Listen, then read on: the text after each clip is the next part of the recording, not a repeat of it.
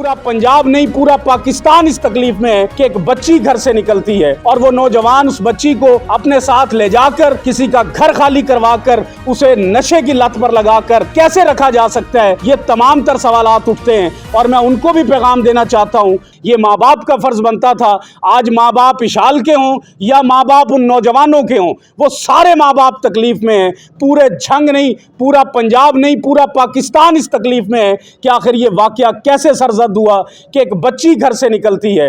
वो बच्ची नौजवानों में एज अ दोस्त बनकर कैसे बैठ सकती है और वो नौजवान उस बच्ची को अपने साथ ले जाकर किसी का घर खाली करवाकर उसे नशे की लत पर लगाकर कैसे रखा जा सकता है। ये तमाम तर सवालात उठते हैं और मैं उनको भी पैगाम देना चाहता हूं जो बच्ची के गुजर जाने के बाद उसकी किरदार कुशी कर रहे हैं। खुदारा आपके घर के अंदर भी बच्चियां बैठी हैं और जरा फिक्रमंद हो कि ऐसा ना हो कि आप किसी की बच्ची के ऊपर तो किरदार कुशी कर रहे हैं, कहीं आपकी बच्ची भी इस लत के अंदर ना मौजूद हो, इसी दलदल के अंदर आपकी बच्ची और आपका नौजवान भी ना फंसा हो। तो लिहाजा हमें मुआशरे की इस्लाह करनी है। हमें चंद लोगों को सजा देकर या चंद लोगों को कैफरे किरदार तक पहुंचाकर ये मुआशरा ठीक नहीं हो सकता।